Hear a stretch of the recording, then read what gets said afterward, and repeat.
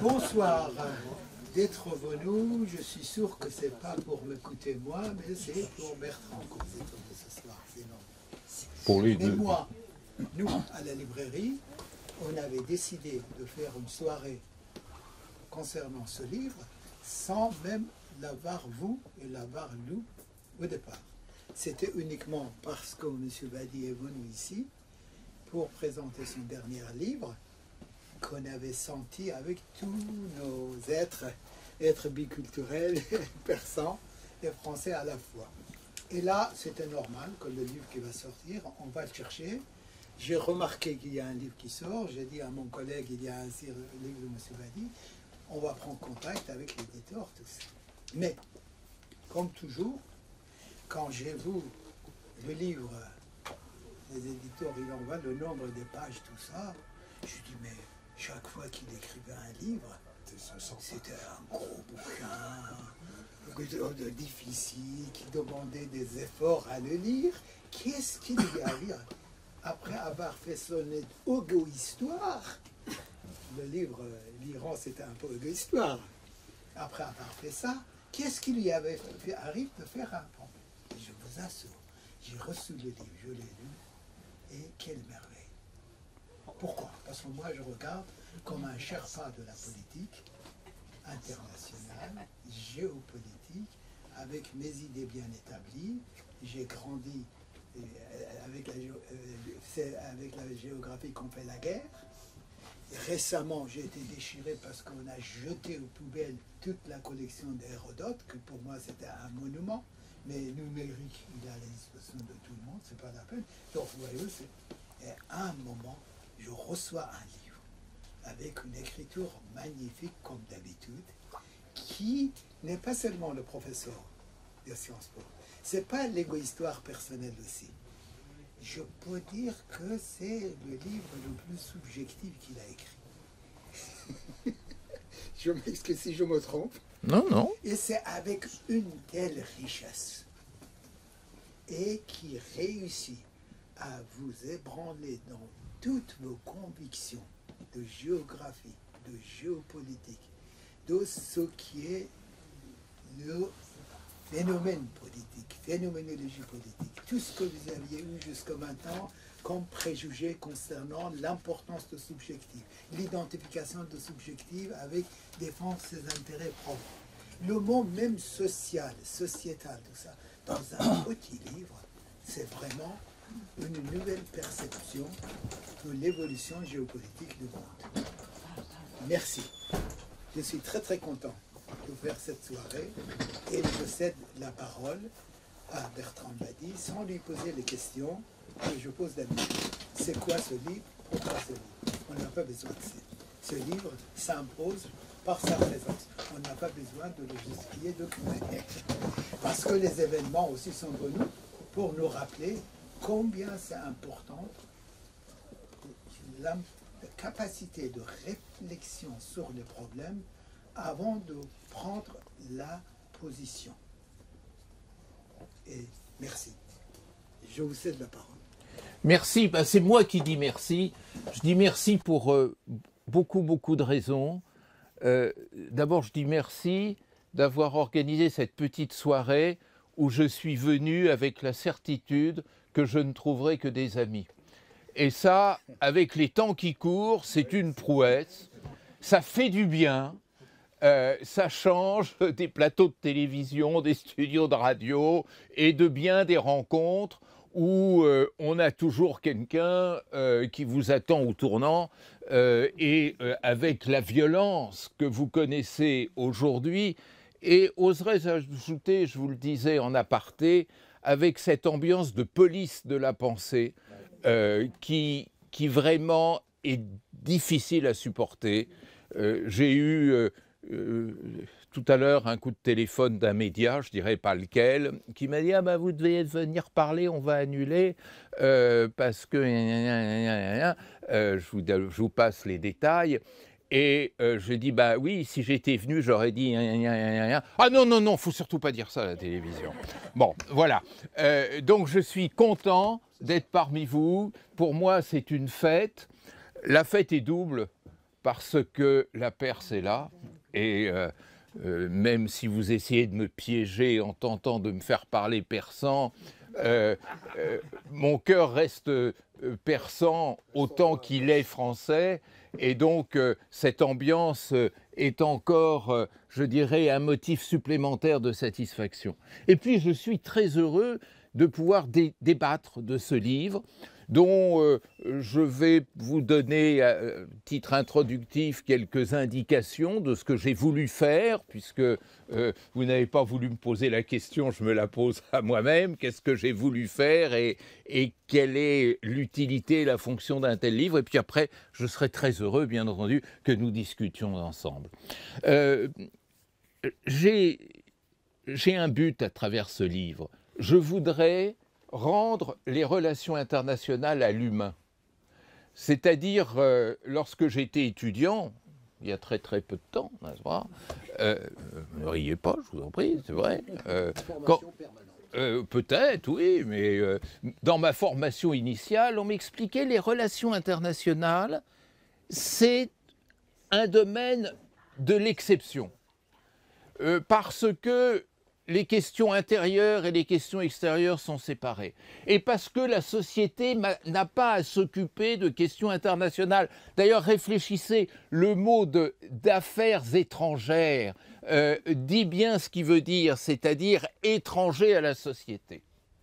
J'ai reçu dans mon cours un ministre des Affaires étrangères important, pour qui d'ailleurs j'ai beaucoup de respect, qui a exercé ses talents en France il y a assez peu de temps, et qui disait à mes étudiants, sans rire, il me disait « Les humains, la société n'ont pas à s'occuper des questions internationales, que la société s'occupe des questions internationales, ce serait comme si on admettait la famille d'un malade dans la salle d'opération. » Donc, l'affaire internationale est une affaire, comme disait Raymond Aron, du diplomate et du soldat. Et ceci a été aggravé par la géopolitique. La géopolitique que je pourfends dans ce livre, que je combats, parce qu'elle donne une vision très pessimiste des choses. Elle postule que nous, êtres humains, nous sommes dépendants de la configuration territoriale du monde, qu'on est dépendants des cartes. Or, je veux retourner cette idée. C'est-à-dire, les cartes, c'est nous, les humains, qui les faisons. Et c'est surtout nous, les humains, qui les lisons, qui les interprétons. Et donc, je refuse absolument ce déterminisme des relations internationales, cette déshumanisation des relations internationales. Et si j'ai appelé mon livre pour une approche subjective des relations internationales, c'est parce que mon projet est de remettre le sujet au centre même de la réflexion internationale. Le sujet, c'est-à-dire l'être humain pensant. Redonner à l'humain la gestion de l'international. Et derrière cette démarche intellectuelle, il y a un lien avec le précédent livre, Mon égo-histoire, comme vous dites, ma biculturalité. Dans ce livre, je raconte que moi, fils unique, j'ai été pendant 20 ans à table tous les soirs entre mon père persan et ma mère française. Et je regardais ces deux êtres. Ils s'aimaient profondément. Ils ont toujours vécu ensemble jusqu'à la mort de mon père en 1987. Ils s'aimaient l'un l'autre, mais ils ne se sont jamais compris. Et ce paradoxe est en même temps une leçon d'optimisme et de pessimisme. D'optimisme parce que ça prouve que l'amour est plus fort que la compréhension. Que lorsqu'on s'aime, même si on ne se comprend pas, eh bien, on est heureux de coexister. Et ça, c'est un message d'optimisme que l'on peut projeter dans les relations internationales. Mais c'est en même temps pessimiste, parce que je crois avoir au quotidien mis le doigt sur la grande énigme des relations internationales. La grande énigme des relations internationales, c'est pas les rapports de force, de puissance, c'est pas les missiles balistiques, c'est pas la géostratégie ou la géomachin. Non, la grande énigme des relations internationales, c'est l'intercompréhension. C'est-à-dire comment les peuples, les sociétés Et finalement, les humains se comprennent, ou plus exactement, ne se comprennent pas. Et donc, j'offre dans ce petit livre, il est petit parce que je vieillis, et donc je raccourcis mon temps de capacité, mais dans ce petit livre, je veux donner un mode d'emploi de cette autre lecture des relations internationales. Je voulais appeler ce livre « La bataille du sens ». Parce que je crois que la bataille du sens, c'est la bataille centrale dans les relations internationales. Savoir se comprendre. Et ce n'est pas aujourd'hui, dans cette tragédie proche-orientale, que l'on négligera ce paramètre de la subjectivité, de la compréhension et de l'intercompréhension. Et donc, voilà quel était le projet. Et je voudrais maintenant me tourner vers l'argument. Au-delà de ce projet, qu'est-ce que j'essaye d'expliquer? J'essaye d'expliquer d'abord, c'est un des premiers graves paradoxes de nos relations internationales contemporaines, que le système, le premier système international au sens strict du terme, a été inventé par les Européens à la Renaissance. Je ne dis pas qu'avant il n'y avait rien, ce serait stupide, mais avant il y avait des empires. Avant, il y avait des cités-États. Avant, il y avait des systèmes tribaux, des systèmes segmentaires, qui avaient chacun leur méthode de gestion des rapports à l'autre. Ce n'étaient pas des rapports internationaux. Par international, entendez entre États-nations. Quand sont apparus les États-nations, à la fin du Moyen-Âge, à la Renaissance, un grand problème s'est posé. Et ce grand problème, c'est comment ces États-nations, par définition souverains, vont régler leur rapport au quotidien, parce que c'était des voisins, et des voisins à peu près égaux. Et c'était des voisins souverains. Donc si vous êtes souverain, vous n'obéissez à personne au-dessus. Donc comment allez-vous régler vos différends s'il n'y a personne reconnu comme médiateur, s'il n'y a pas de loi commune, et si vous êtes en éternelle compétition? Eh bien, malheureusement, les Européens ont inventé quelque chose de cruel qu'ils n'ont jamais osé expliciter, c'est qu'il y avait une seule façon de régler les problèmes, c'était la guerre. Voilà. Et peut-être l'un des crimes de la pensée européenne, c'est d'avoir inventé et pensé la fonctionnalité de la guerre. La guerre est utile, parce que ça permet de régler les problèmes. Ce qui est terrible, parce que du coup, dans notre tradition européenne, si vous avez remarqué, la paix n'est jamais définie. La paix, ce n'est que la non-guerre. Et je me souviens avoir dit ça doctement dans un amphithéâtre en Afrique, à Conakry exactement. À ce moment-là, il y a un étudiant guinéen qui a levé le doigt et qui m'a dit « Mais nous, les Peuls, nous, les Fulani, on a une définition positive de la paix. Pour nous, la paix, c'est la santé sociale. » Ce que jamais un Européen n'a osé dire. Sauf peut-être à travers l'œuvre pionnière d'Émile Durkheim, mais infiniment plus tard. Et du coup, les relations internationales ont été pensées uniquement en termes de rapport de force, en termes de rapport de puissance. C'est-à-dire ce que Hobbes appelait ce jeu de gladiateurs, c'est-à-dire ce tournoi entre États égaux. Et c'est ainsi que s'est constitué ce qu'on appelle le système westphalien, c'est-à-dire celui issu de la paix de Westphalie en 1648, où le rapport de puissance réglait tout. Eh bien, mesdames et messieurs, ça c'est fini. C'est fini. C'est fini. Ça a été valable dans 4 siècles d'histoire européenne, et c'est cette vision simple et géométrique qui a permis d'inventer la géopolitique. Effectivement, on a la carte des États-nations, on mesure leur puissance à chacun d'entre eux, et à partir de là, on mesure le rythme des relations internationales, on explique les victoires et les défaites, on explique les conflits, on explique la résolution des conflits et tout ce qui s'ensuit. Ceci a été fini sous une triple fracture qu'on n'a jamais su étudier de près. La première fracture, ça a été la décolonisation. On ne mesure pas à quel point la décolonisation a tout bouleversé. Pourquoi ? Parce que d'abord, la décolonisation, ça a été à chaque fois la victoire du faible sur le fort. Alors si c'est la victoire du faible sur le fort, ça veut dire premièrement qu'il y a des moyens pour le faible de gagner sur le fort, que le faible soit l'Algérien, soit ce qu'on appelait le Viet Minh au Vietnam, que ce soit les Mao Mao au Kenya, etc. Mais surtout, ça montre quelque chose d'absolument fondamental, c'est que le rapport de puissance n'est pas la clé des relations internationales. Et que se dessinait avec la décolonisation quelque chose que Israël aurait dû méditer, les gouvernements israéliens auraient dû méditer depuis longtemps, à savoir que l'énergie sociale est en relation internationale souvent plus déterminante que le rapport de force militaire. Et que celui qui se croit protégé parce qu'il est plus fort est en fait vulnérable dès lors que sa force cherche à étouffer une énergie sociale. Ça, c'est une équation qui est à la base même des relations internationales contemporaines et qui chamboule tout. Alors j'ai dit énergie sociale, c'est-à-dire que ça veut dire que les relations internationales, elles passent du missile à l'être humain et que l'être humain se trouve considérablement réévalué dans ce nouveau jeu international.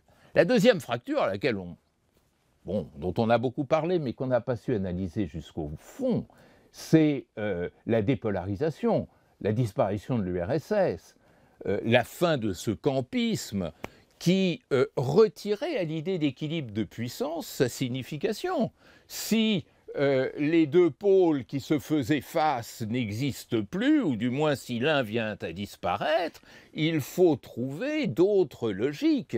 Et effectivement, avec la disparition de l'URSS, on a vu toute une mutation, on a vu ou on n'a pas vu, toute une mutation qui notamment a peu à peu structuré ce Sud global dont on parle tant maintenant, mais qui existe depuis plusieurs décennies, n'est-ce pas? Et derrière ce Sud global, il n'y a pas tant de missiles qu'en fait de cultures nouvelles, de signification inédite et d'énergie sociale.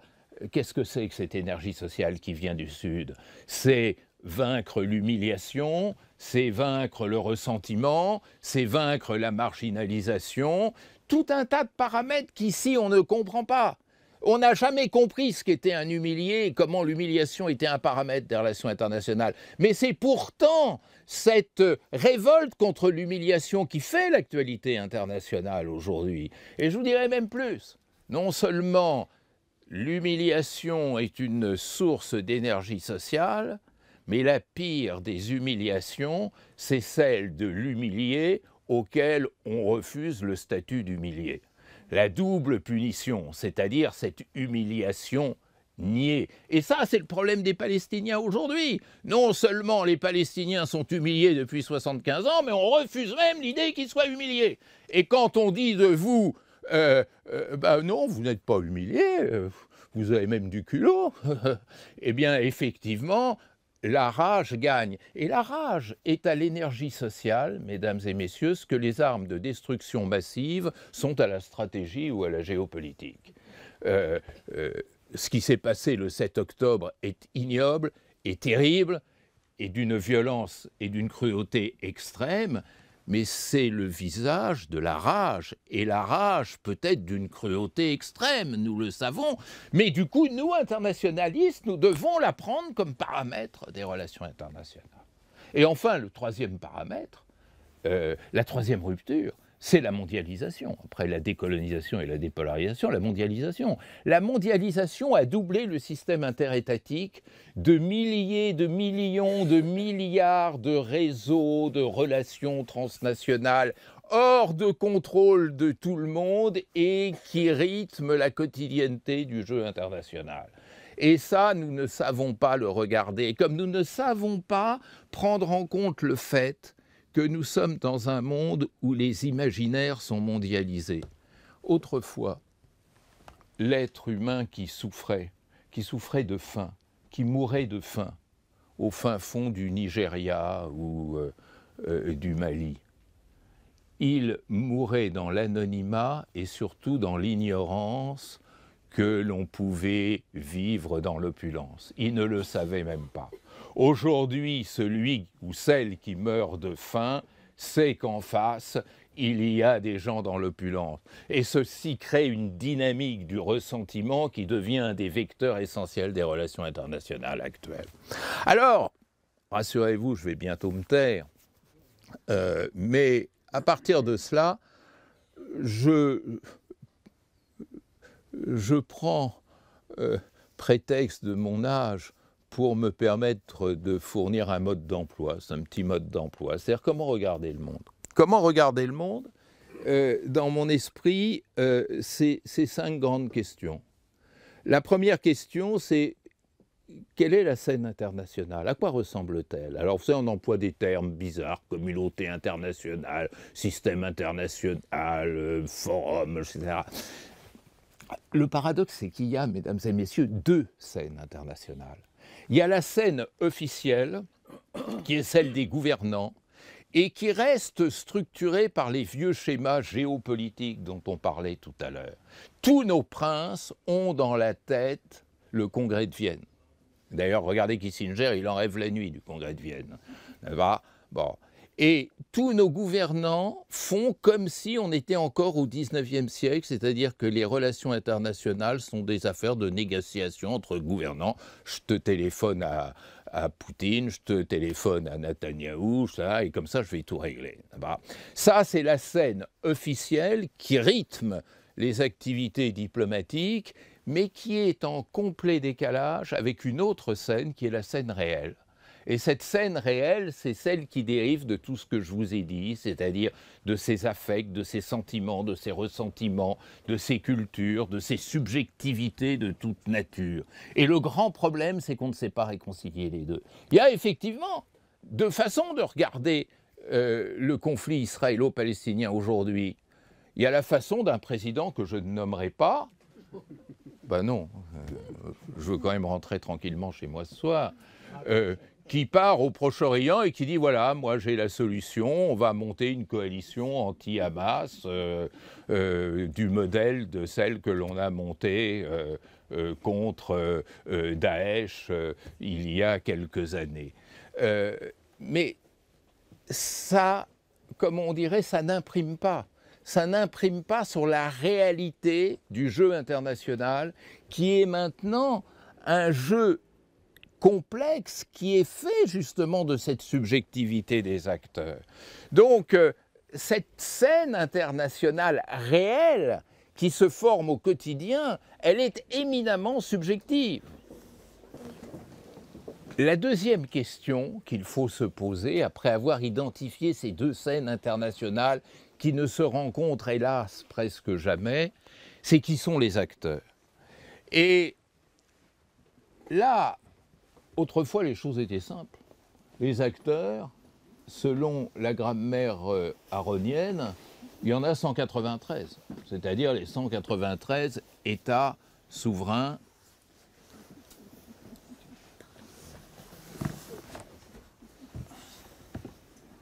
membres des Nations Unies. Mais en réalité, la mutation est si profonde que nous entrons dans un monde où il n'y a plus 193 acteurs, mais une nuit d'insomnie, j'ai compté et recompté, et je me suis aperçu qu'il y en a 8 milliards. C'est-à-dire autant d'êtres humains. C'est-à-dire nous sommes tous des acteurs conscients des relations internationales contemporaines. Ce qui change complètement la grammaire des relations internationales. Ce qui change totalement le jeu diplomatique traditionnel tel que nous le connaissons. Et ces acteurs sont en interdépendance. Je ne sais pas si vous avez entendu parler de cet épistémologue américain, Rorty, qui avait inventé ce concept de cercle herméneutique. Il faut que je fasse un peu de cuistrerie pour quand même épater le public. Et ce cercle herméneutique est très intéressant parce qu'il nous a dit attention, aujourd'hui on est dans un monde tellement interdépendant qu'on ne peut pas comprendre le tout sans connaître chacune des parties et connaître les parties sans avoir une compréhension du tout. C'est un cercle vicieux. Vous ne pouvez pas comprendre les relations internationales comme autrefois à partir d'une vision d'ensemble telle que nous la fournissait facilement la géopolitique. Vous ne pouvez comprendre les relations internationales qu'en introduisant la subjectivité de chacun de ces acteurs étant conditionné par le tout. Donc nous sommes dans un jeu extraordinairement subtil. Mais si on oublie l'un de ces deux bouts, le tout, et la partie, eh bien on ne comprend rien au jeu international. On ne peut pas comprendre le conflit israélo-palestinien sans avoir en tête ce schéma cognitif de chacun des acteurs gazaouis, par exemple. Ce n'est pas possible. Le ressenti du gazaoui devient une composante quotidienne du jeu international. Et c'est la raison pour laquelle, fidèle à la géostratégie, lorsque les dirigeants israéliens disent on va éradiquer le Hamas, mais ça veut strictement rien dire, parce que éradiquer le Hamas, ça veut dire éradiquer de la tête de chaque Gazaoui tous les éléments qui les ramènent à penser, à se définir par rapport au jeu du Hamas. Et ce n'est pas une question d'être soutien ou de ne pas être soutien, c'est beaucoup plus complexe, c'est tout un tas de liens subtils qui rapportent chaque Palestinien à ce mouvement. Et donc l'éradiquer, ça voudrait écerveler finalement chaque être humain qui est partie prenante de ce jeu. Et donc il y a là quelque chose de très très important. Ne jamais oublier que chaque acteur individuel est un acteur pensant, qui pense bien ou qui pense mal, qui se laisse entraîner par son affect ou par sa raison. C'est pas ça le problème.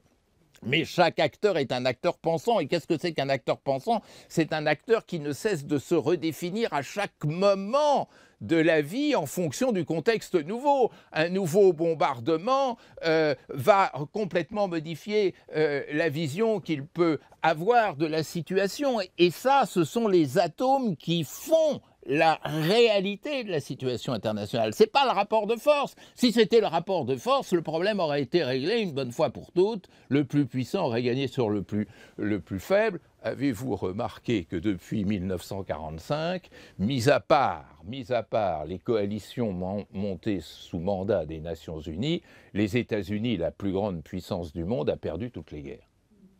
Et ça, c'est quelque chose qui est à modifier. C'est pas tout à fait exact ce que je vous dis, parce qu'ils ont gagné une guerre contre l'île de Grenade en 1983. Ah oui, quand même. La grande puissance militaire américaine, 40% des dépenses militaires mondiales, a quand même réussi à vaincre, à terrasser une armée de 89 hommes. C'est la seule prouesse qui reste à son actif. Mais ça conduit à méditer. Ça conduit à méditer. Le pourquoi? C'est pas parce qu'il y a une décadence ou un déclin américain. Non, c'est parce qu'il y a un déclin de la puissance. Et pourquoi y a-t-il un déclin de la puissance? Parce qu'il y a une formidable montée des subjectivités. Et ça, c'est ce que même les Français, je dirais, le côté de ma mère, n'a pas compris, alors que mon père l'avait compris bien avant, n'est-ce pas? La France, l'armée française a gagné la bataille d'Alger, mais a perdu la guerre d'Algérie. Et ça veut dire que la puissance ne conduit jamais au résultat, parce qu'il y a une médiation humaine entre les deux. Et alors, justement, la troisième question que je pose, c'est comment approcher ces acteurs?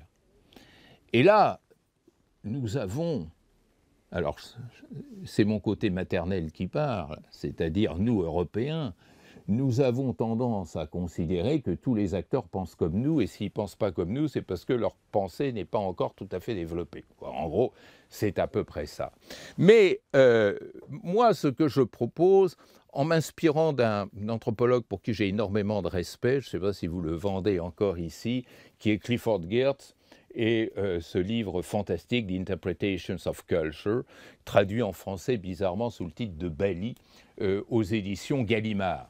Oui, Gallimard a dit, si on l'appelle de l'interprétation de culture, on en vendra 300 exemplaires. Si on l'appelle Bali, ben, tous les mimiles qui vont faire des voyages à Bali avec le Club Med vont acheter le bouquin et dans l'avion, ils s'apercevront que ce n'est pas du tout un guide touristique, mais le bouquin aura été acheté et M. Salamatian ne le remboursera pas. Voilà. Donc... ni M. Gallimard. Mais alors, ce qui est intéressant, c'est que Geertz, c'est un très grand homme. C'est le premier anthropologue à avoir dit, à la base de la pensée humaine, il n'y a non pas des valeurs, parce qu'il est faux de dire que tous les peuples partagent des valeurs communes, comme on aime nous l'expliquer en ce moment. Hein. Est-ce que Mme Le Pen, M. Macron et M. Mélenchon ont la même lecture de ce qu'est la liberté, l'égalité ou la fraternité? Évidemment non. Mais en revanche, ils ont un code commun qui leur permet de se comprendre. Et donc, le grand travail que nous devons faire en relations internationales pour justement identifier et travailler sur ces acteurs, c'est de se demander comment ils comprennent le monde, quelle compréhension ils ont du monde. Parce que paix, guerre, nation, territoire, négociation, puissance, pouvoir, n'ont pas le même sens à Pékin, à Téhéran, à Ouagadougou, à Paris, à Washington ou à Moscou. Et donc, cette pluralité de sens, c'est la première question que nous devons nous poser en relations internationales, c'est-à-dire, au lieu de postuler que l'autre pense comme moi, faisons l'effort de se demander comment il pense, c'est-à-dire quelle représentation il a du même réel auquel nous sommes tous les deux exposés. Mais ça, ce n'est que la première étape. La deuxième étape, c'est comment interprète-t-il le contexte qui nous est commun. Moi, j'ai vécu une expérience extraordinaire, par exemple. J'étais à N'Djamena, au Tchad, le 24 février 2022, quand a éclaté le conflit russo-ukrainien. Et j'en parlais à mes amis tchadiens, mes collègues tchadiens, des étudiants tchadiens, et je m'apercevais qu'ils avaient de ce conflit un décryptage qui était totalement différent du décryptage que moi je pouvais avoir en tant qu'habitant du 15e arrondissement de Paris. Bon. Et ça, c'est très important, cette pluralité des lectures du contexte. Est-ce que le conflit israélo-arabe est lu de la même façon, ou israélo-palestinien, faudrait dire, pardon, est lu de la même façon à Paris, à Johannesburg, à Delhi ou à Jakarta, par exemple. Et là, vous aurez des surprises. Et comment voulez-vous faire des relations internationales, et a fortiori la paix, si on ne s'entend pas sur un code et un schéma cognitif qui nous soit commun? Mais c'est pas fini. Cet acteur, je me demande comment il pense, comment il se représente le contexte, mais je me pose aussi, je dois me poser la question que nous ne nous posons jamais, peut-être les bons diplomates le font, je ne sais pas, la question, comment pense-t-il que je pense? Ça, c'est une question qu'on ne se pose jamais. C'est-à-dire, comment, par exemple, un Palestinien pense que nous, Français, nous pensons la question palestinienne? Quelle représentation il se fait de notre propre pensée? Et vous voyez, c'est un, si vous me permettez cette comparaison vulgaire, mais qui n'a de valeur que pédagogique, c'est le billard à trois bandes. C'est-à-dire, c'est pas ce qui compte, c'est pas ce que je pense, c'est même pas ce que l'autre pense, c'est aussi ce que l'autre pense de ce que je pense. Parce que c'est là-dessus que vous allez bâtir un éventuel accord. La quatrième question, c'est comment gérer cette pluralité de sens. Alors, la grande erreur de 1945, c'est d'avoir cru que c'était facile. 1945, c'est la période paroxystique de la puissance. La puissance avait vaincu, celle de la coalition américano-soviéto-britannico, tout ce que vous voulez, et en plus elle était vertueuse puisqu'elle avait terrassé le monstre nazi. Elle avait tout pour elle, la puissance, en 1945. Et ceux qui ont inventé le système onusien pensaient que, justement, il suffisait de restaurer l'équilibre de puissance d'où le droit de veto au Conseil de sécurité, pour régler tous les problèmes internationaux. Eh bien, ça, c'est fini. Parce qu'aujourd'hui, on s'aperçoit, comme je vous le disais tout à l'heure, que la puissance n'a plus l'efficacité qu'elle avait autrefois, et qu'il y a une sensibilité sociale derrière la puissance qu'il faut prendre en ligne de compte pour comprendre les conflits d'aujourd'hui. Le conflit du Sahel n'est pas, comme le dit M. Lecornu. Vous connaissez M. Lecornu? Vous savez qui c'est, M. Lecornu? Oh, vous êtes fort, vous êtes fort, vous êtes fort. Parce que quand on l'écoute, on n'a pas l'impression que c'est le ministre. Enfin bref. Et M. Lecornu, je l'ai entendu dire une chose qui m'a fait tomber de ma chaise. Il a dit, bah voilà, on a gagné au Sahel, Barkhane a gagné, parce que les armées occidentales, et en particulier l'armée française, a réussi à vaincre les djihadistes. Non mais attendez, c'est pas du tout ça le conflit sahélien. Le conflit sahélien est la résultante d'une décomposition sociale extrêmement complexe, fait de tout un tas de paramètres d'insécurité alimentaire, d'insécurité sanitaire, d'insécurité climatique. Vous savez qu'au Sahel, la désertification, elle progresse de 10 cm par heure. Bon. Et tout ça crée une situation de précarité qui est au ferment même de cette conflictualité et dont les djihadistes ne font que tirer les bénéfices, les marrons du feu, si vous voulez, les dividendes. Et donc, la vraie question, et je rends un hommage vibrant à quelqu'un pour qui j'ai énormément de respect et d'affection, il y a quand même quelques grands hommes, qui est Kofi Annan. Kofi Annan, lorsqu'il avait promu d'abord cette fameuse et magnifique déclaration du millénaire et ces fameux objectifs militaires... oh là là, quel lapsus. Ben oui, ça c'est comme quoi je ne suis pas tout à fait libéré encore de la géopolitique. Les objectifs millénaires du développement avaient expliqué à quel point la construction de la sécurité humaine était un préalable nécessaire à toute construction de la paix. C'est vers ça qu'il faut aller. Et il était précédé, il faut aussi lui rendre justice, par Boutros-Ghali, qui, dans son agenda pour la paix, avait dit « mais les guerres aujourd'hui, pour l'essentiel, elles viennent de l'injustice sociale ». C'est quand même été un pas énorme qui était fait dans la connaissance même du jeu international. Et enfin, et je termine là-dessus, parce que le temps est venu de vous rendre l'antenne, comme on dit, c'est la dernière question, c'est la question de l'espoir. C'est si véritablement nous sommes dans ce monde d'incompréhension, dans ce monde de pluralité de sens, dans cette infinie bataille du sens, est-ce qu'on peut un jour construire la vraie paix? Moi, je le crois fondamentalement pour des raisons éthiques, bien entendu, mais pour des raisons empiriques. C'est-à-dire, j'ai eu la chance, de par mon métier, de visiter 115 pays dans ma vie. Bon, j'aimerais bien aller un peu plus loin que 115, mais bon, ça devient pas, c'est plus tellement évident. Et ce qui m'a toujours fasciné, c'est l'unité fondamentale du genre humain. C'est-à-dire, plus on connaît l'autre, plus on s'aperçoit que bien sûr, il appartient à des sens et des histoires différents, mais que fondamentalement, la nature est la même. Et donc, le mystère, c'est comment passer de cette pluralité de sens à cette unité naturelle du genre humain. Et il y a des grands hommes qui se sont penchés là-dessus. J'ai beaucoup aimé ce que l'anthropologue Gadamer disait, la fusion des horizons. Comment peut-on arriver à la fusion de ces horizons différents qui structurent le monde? Et puis, j'ai toujours eu un faible pour le grand auteur, c'est-à-dire Victor Hugo, qui, lui, parlait de sympathie des âmes.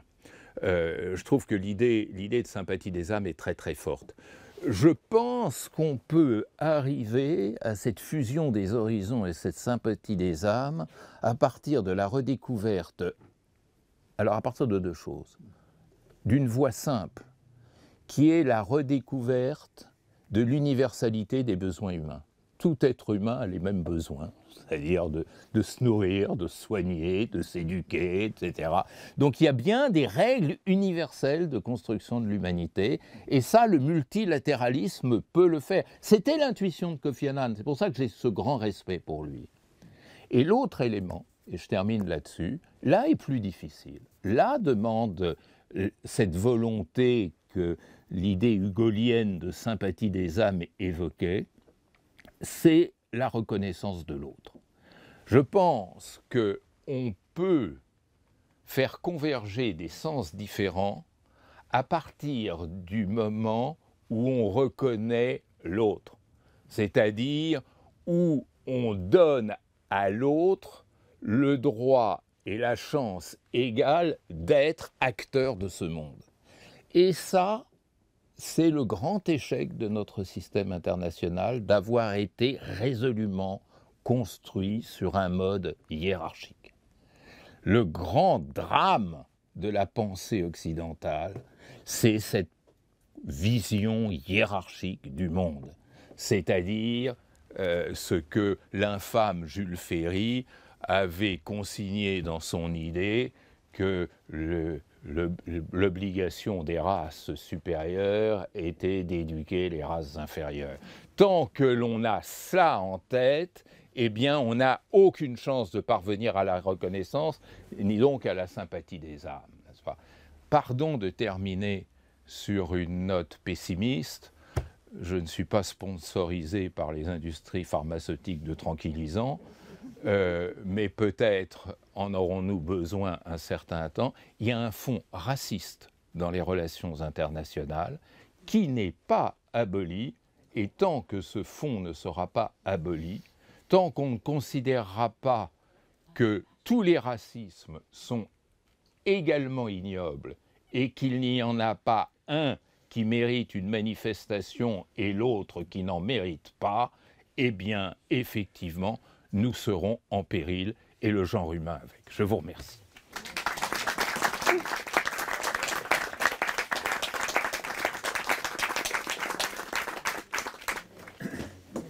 Merci. Merci d'être venu et merci d'avoir été si pédagogue et si pédagogue. Merci. Alors, comme nous avons l'habitude, on passe un tour de questions et après, on va les réponses de Chadi et les dédicaces. Allez-y. Oui, bah écoutez, merci. C'est dommage que ce soit fini parce que franchement, ça fait un plaisir de vous écouter. Merci. Chaque phrase était des informations à absorber. Et ce que je voudrais poser, c'est un peu en périphérique de ce que vous dites. Est-ce qu'aujourd'hui, bon, je ne parle pas du président dont vous n'avez pas nommé qui est en roue libre, mais je parle des cadres du ministère des Affaires étrangères. Je ne parle même pas du ministre, mais des cadres du ministère des Affaires étrangères. Est-ce qu'ils font appel à des experts comme vous? Est-ce qu'il y a encore, tout ce savoir qu'on a en France qui existe, est-ce que quelque part est exploité encore ou non? Alors, je vais vous répondre franchement. Il était un temps où il y avait pas mal d'interconnexions entre le corps académique et le ministère des Affaires étrangères. Les 10 premières années de la conférence des ambassadeurs, moi j'étais systématiquement invité. J'étais très heureux de participer à des séminaires où j'apprenais beaucoup de mon côté également. Depuis 10 ans, c'est totalement terminé. Bon, alors, bah oui, mais j'apporterai quand même un amendement. Et paradoxalement, un amendement inquiétant. Je fais souvent des missions et presque toujours en coordination étroite avec le poste diplomatique français. Et là, vraiment, peut-être avec une ou deux exceptions près, parce que c'est comme ça, il n'y a jamais d'unanimité, j'ai toujours été ébloui par la compétence et l'esprit d'ouverture des diplomates sur le terrain. Un diplomate sur le terrain, bah, il vit dans la société. C'est le début de la résolution du problème que je disais tout à l'heure. Il vit dans le système de sens de la société et il la comprend. Hein. Moi, je me rappelle des missions à Ouagadougou, des missions à Bangui, où j'ai été récemment, mais je me rappelle aussi des missions à Kaboul, des missions à Bagdad, etc., où je voyais des diplomates, moi, qui m'impressionnaient, qui m'étonnaient, en même temps de leur connaissance intime. Hein. Moi, à Ouaga, j'ai vu un diplomate, mais j'avais l'impression qu'il connaissait chaque grain de sable du Sahel. Enfin, c'est tout à fait extraordinaire.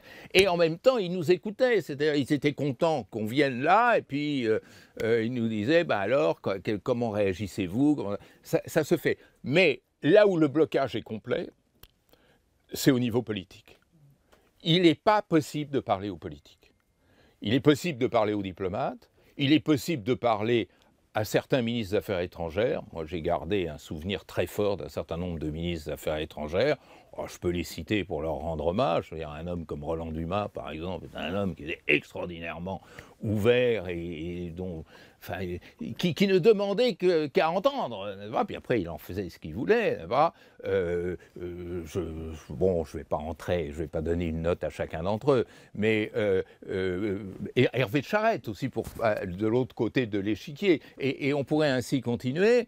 Mais alors, au-delà, c'est terrible. Quand vous parlez de ces questions à un homme politique, vous vous heurtez à quelque chose qui est très français, qui est la culture jacobine. Je suis l'élu du suffrage universel, donc j'ai le savoir acquis.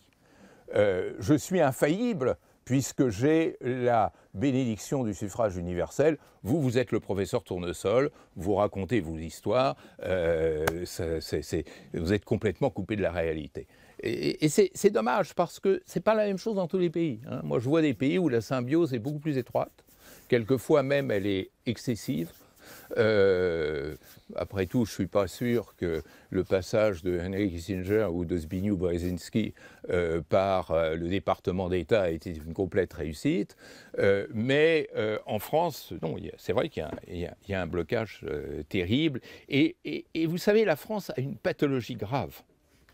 C'est qu'elle est obsédée par l'idée de perdre son rang. Ah. Donc, avant de comprendre, il faut s'affirmer. C'est ce qu'un chef d'État africain que je ne nommerai pas a appelé devant moi la diplomatie du mégaphone. Bon.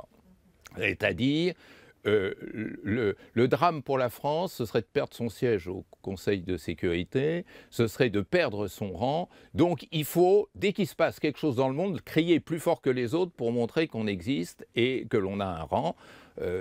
Épouvantable drame de l'explosion du port de Beyrouth 4 août 2020. Le lendemain, un président de la République que je ne peux toujours pas nommer prend l'avion pour expliquer aux Libanais ce qu'ils doivent faire. Drame au Proche-Orient, je te prends l'avion et je te combine une solution sans parler aux acteurs. Pourquoi? Parce qu'il faut être là, il faut être présent, il faut être présent. Allez-y. Oui, pardon, Frédéric Tissot. Vous avez raison, mais je me demande quand même où passe notre intelligence collective. Parce qu'elle existe. On la touche quand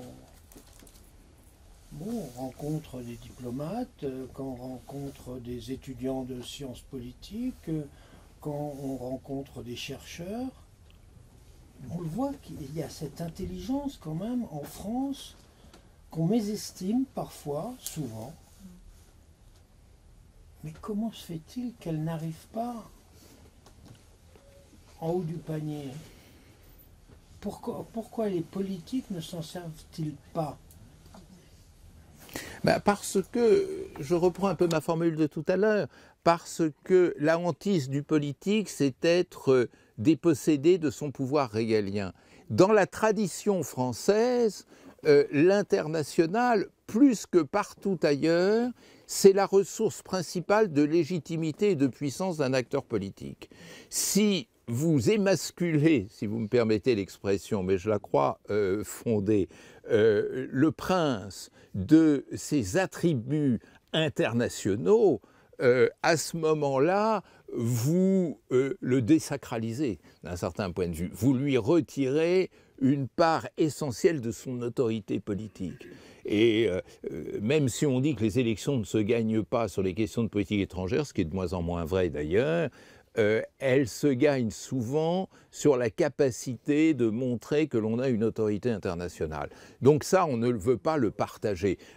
Le discours d'un président de la République que décidément je ne peux toujours pas nommer est étonnant lorsqu'il a dissous le corps diplomatique d'avoir ainsi mis en accusation l'État profond, les experts, justement, nommés expressément comme étant une limite apportée au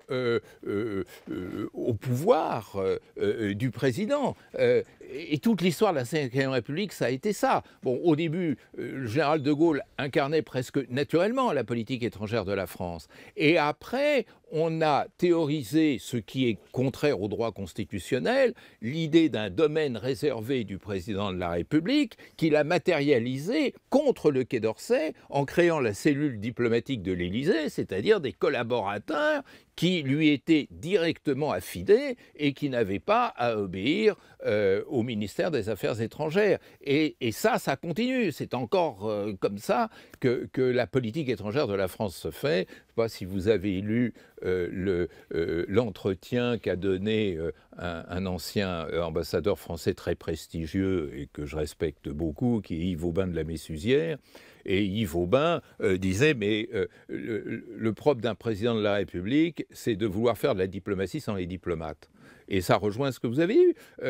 Je n'ai jamais prétendu, je ne voudrais surtout pas créer ce malentendu, qu'il n'y avait pas cette intelligence collective. Par ailleurs, partout où je vais dans le monde, on me reconnaît que le corps diplomatique français est un des plus brillants qui soit. Il n'y a pas de doute là-dessus. Mais il est aussi de plus en plus marginalisé. Et bon, je ne dirais pas la même chose des professeurs de relations internationales, parce qu'ils n'ont pas le brio de la diplomatie, puis surtout, il y a très très peu d'universitaires internationalistes en France. Mais bon, s'ils apportent quelque chose, ce quelque chose ne compte pas dans les plats qui sont servis 55 rue du Faubourg Saint-Honoré. Allez-y. Et oui, aussi, monsieur. Je me lève par respect Oh, je vous en prie. pour votre personne, monsieur Bertrand Badi. Vous nous donnez un moment de paix lorsque vous parlez. Et je vais vous dire sur quel terrain je pose cette connivence qui vous unit aux gens qui vous écoutent et moi personnellement, parce que la pensée a été mon objet et mon sujet de travail pendant 40 ans au CNRS. Je suis ancien directeur de recherche au CNRS et j'écoute vos interventions et chaque fois je trouve le point où il y a un répondant, une reconnaissance mutuelle dans un niveau qui s'appelle la pensée. Celle-là, elle donne la paix. Maintenant, je vais, d'après de deux formules que vous avez utilisées vous-même, vous poser deux questions. L'une sémantique, l'autre sur l'actualité diplomatique. La première, c'est la confusion conceptuelle qui est faite en France depuis le dernier dîner du CRIF de 2016 où M. Manuel Valls a dit synonymie entre antisémitisme et antisionisme. Voilà.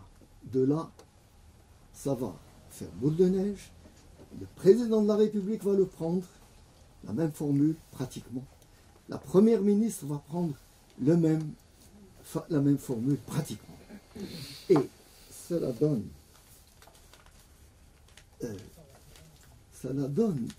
lorsque je lis un éditorial et un titre comme celui de Libération de demain, faire barrage, l'antisémitisme, faire barrage, est-ce que ça laisse place à la pensée? Parce que là, vous dites, il faut penser la pensée de l'autre, il faut penser comme on pense l'autre. Mais quand les politiques donnent le contenu de la pensée pour leurs élus ou pour leurs partisans, eh bien, à ce moment-là, où est le niveau où se doit se situer la reconnaissance de l'autre par la pensée. Une fois ce titre donné, on est quand même surpris que le champion de l'antisémitisme en France aujourd'hui, c'est le Rassemblement national. Ouais. Alors que, laissez-moi rire, évidemment tout le monde sait les origines antisémites fondamentales du Front National et du Rassemblement National. Mais ce que l'on ne dit pas, un peu plus loin, c'est que l'objectif de Front National est derrière lui. Ce qu'avait dit Manuel Valls et ce que disent le président de la République et la première ministre, c'est ce qu'ils appellent eux les islamistes. Hein? Moi, ce que je dis, c'est l'islam dans son ensemble. Et c'est là où se situe la non-reconnaissance de l'autre ou l'objection de l'autre, etc. Voilà une question. Où se situe encore la pensée lorsque l'on donne toute la mouture de la pensée aux élus pour dire oui, barrage à l'antisémitisme, alors qu'on ne dit pas parce que le FN le RN qui va participer à cette manifestation, il a pour objectif d'attaquer l'islam et pas de défendre l'antisémitisme. Voilà alors une première question. Si vous permettez, je dis la deuxième pour la diplomatie. Vous avez sûrement suivi la conférence de presse qui a eu lieu à Amman entre les trois ministres des Affaires étrangères. Est-ce que je l'appelle conférence des ministres des Affaires étrangères, conférence des diplomates? Disons qu'elle est conférence des diplomates. Je justifie ma question. Qu'est-ce qu'a répondu monsieur le ministre des Affaires étrangères américain? Blinken. Blinken ou Blinken? Blinken. Anthony. À la question posée, à quel moment Israël considérera qu'elle a suffisamment abattu le Hamas pour cesser, il n'a pas répondu. Il a dévié la question en disant le Hamas a commis des atrocités, le Hamas a commis et il a pris tout de suite la version israélienne sur la réalité du Hamas dans les hôpitaux, les écoles et les mosquées. Et il a dit, à ce moment-là, est-ce que vous donnez raison ou non en tant qu'analyste des propos de la diplomatie? Est-ce qu'il n'a pas donné quitus et avalisé et validé le massacre des populations civiles dans les mosquées, les hôpitaux et les écoles? Je vous remercie. Merci. Merci. Je crois que nous sommes d'accord sur les deux points et sur les deux diagnostics. Sur le premier point, qui est extraordinairement important, je voudrais revenir, je parlais à titre introductif du temps de police de la pensée dans laquelle nous nous trouvons actuellement, que j'expérimente moi-même, c'est-à-dire je sais bien que je ne peux pas dire tout ce que je pense, ce qui pour un universitaire est un cauchemar. Quand je pense que dans mes cours, je ne peux plus traiter du conflit israélo-palestinien parce que je sais que si je procède à une analyse, je vais avoir toute une série de procès au sens propre ou plutôt au sens figuré, il y a une part d'autocensure, peut-être de lâcheté, mais en tous les cas, il y a un blocage absolu. Mais au-delà de la police de pensée, ce que vous évoquez, et le nom de Valls est particulièrement révélateur, c'est la défaite de la pensée. Nous vivons un moment de défaite de la pensée qui se traduit par le fait que les processus auxquels nous assistons actuellement, nous n'avons plus le droit de les expliquer. Le jeu politique nous impose d'en commenter les saillies, mais nous interdit de nous interroger sur la raison de la chose.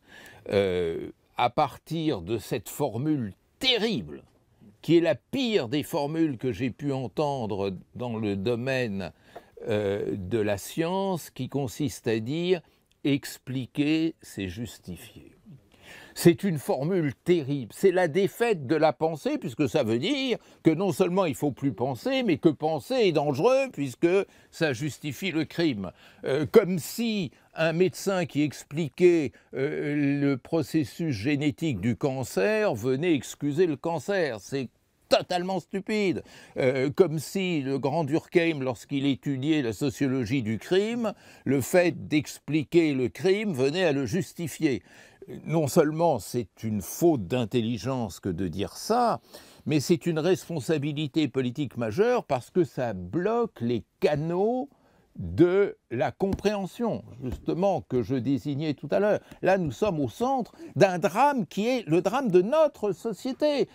Quand je pense que on nous interdit, mesdames et messieurs, on nous interdit de parler de postcolonialisme en disant c'est du wokisme, c'est de l'islamo-gauchisme, c'est je sais pas quoi, enfin des trucs absolument incroyables. Mais comment ai-je le droit de ne pas dire à mes étudiants comment l'échec du processus de décolonisation et cette période mitigée qui a suivi la décolonisation explique toutes les catastrophes auxquelles nous nous trouvons confrontés.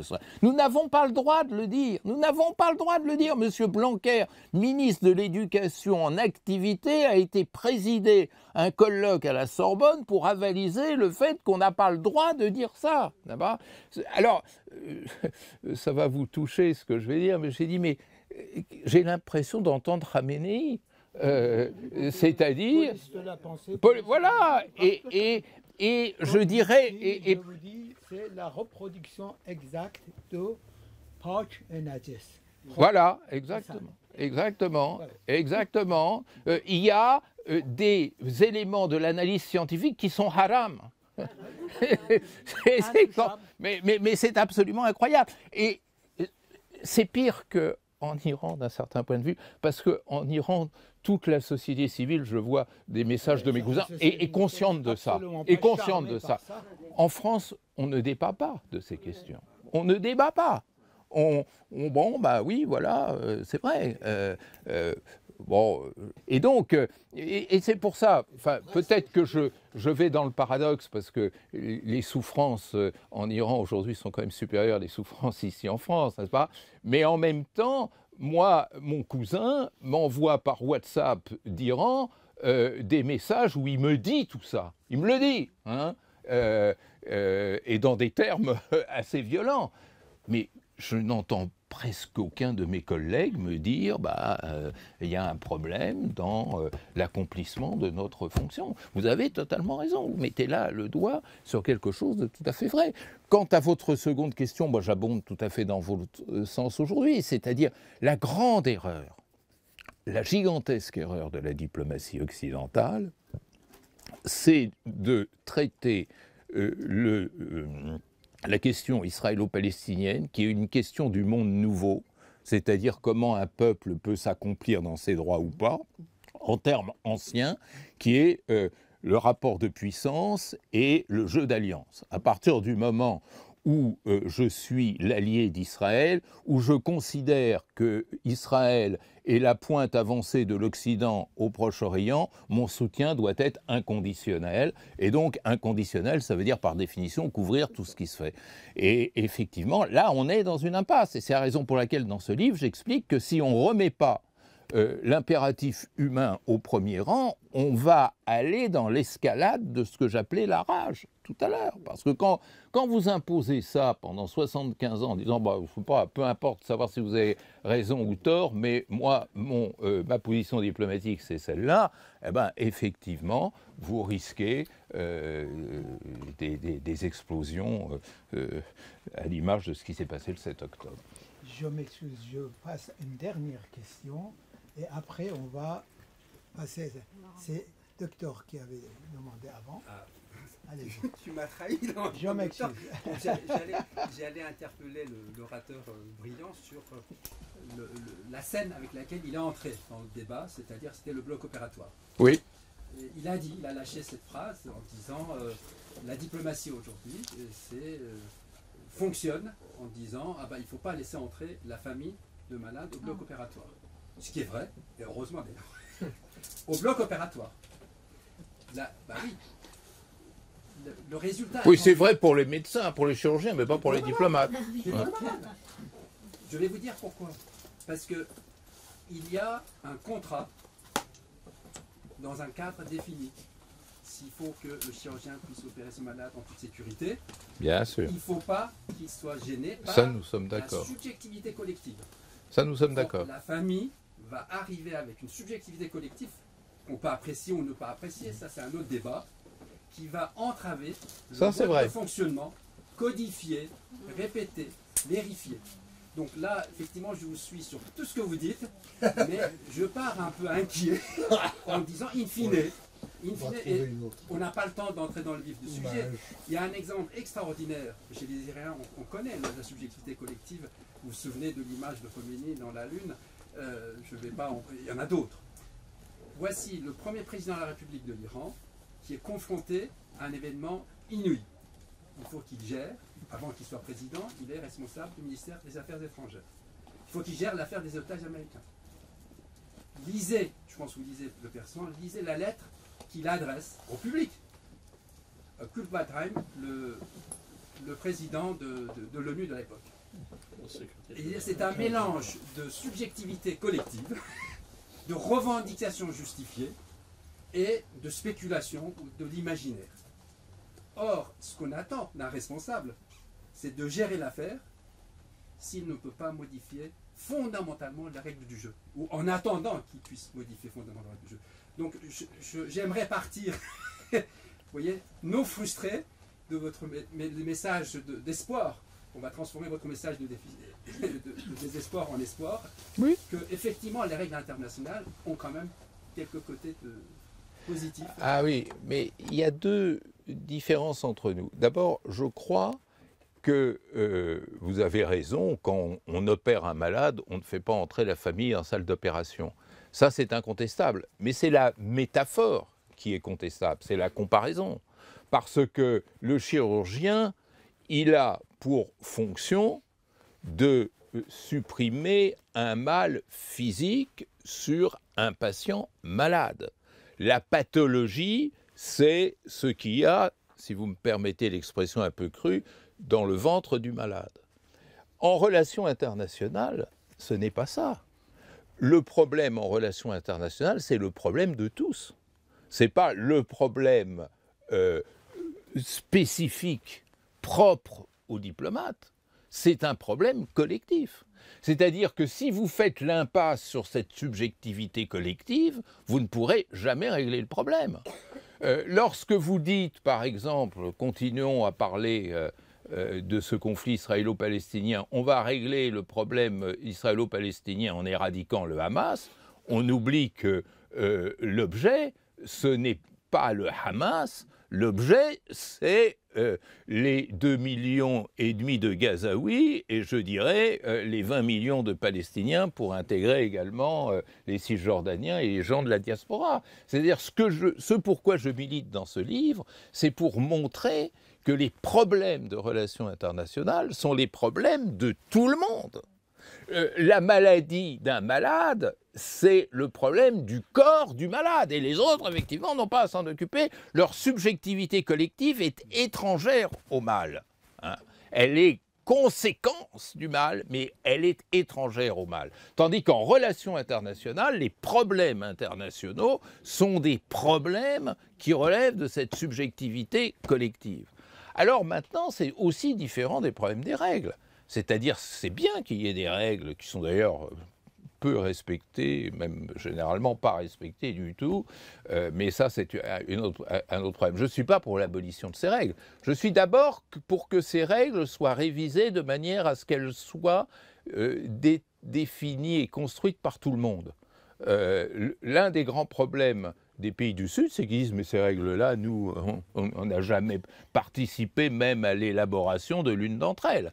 Donc là, il y a déjà une révision à faire. La Déclaration universelle des droits de l'homme, j'ai énormément de respect pour elle et pour sa philosophie, mais elle a été écrite par une petite commission où il n'y avait que des Occidentaux, à la 2 exceptions près, un Libanais qui était maronite, et un Chinois qui avait vécu toute sa vie aux États-Unis. Bon, vous n'allez pas me dire que c'est l'expression de ce que Durkheim appellerait la conscience collective tout entière. Bon, donc ces règles, déjà, elles doivent être écrites par tout le monde. Et deuxièmement, elles sont là, non pas pour anéantir la subjectivité collective, mais pour lui permettre de s'exprimer dans un cadre acceptable et supportable par le jeu international. Si vous faites taire la subjectivité collective, vous allez la conduire à l'explosion ou à la rage. Et on en est là. Ce qui s'est passé le 7 octobre, alors les Valls vont dire que je le justifie. Je ne justifie rien du tout. C'était une horreur absolue. Et je pense que les stratèges du Hamas auraient pu éviter ce débordement. Donc je les mets même en accusation. Oui, parce qu'il n'était pas nécessaire d'aller dans les outrances, n'est-ce pas ? Mais bien sûr. Oui, mais vous mettez le doigt sur quelque chose de fondamental. C'est-à-dire que c'est ce que le FLN faisait la même chose. Mais ça veut mais bien sûr. Mais ça veut dire quoi, ça ? Ça veut dire que la rage peut devenir un moteur incontrôlable du jeu international. Et comment faire pour que la rage ne devienne pas ce moteur, je dirais, irrépressible du jeu international ? Eh bien, aller au-devant de cette subjectivité pour l'apaiser. Merci, malheureusement. On avait dit habiter rédactionnel. Donc, merci encore. Par votre amitié, et là j'ai été comblé. Inoubliable, encore un soir qui m'a donné envie de pousser ces mots. Merci à vous.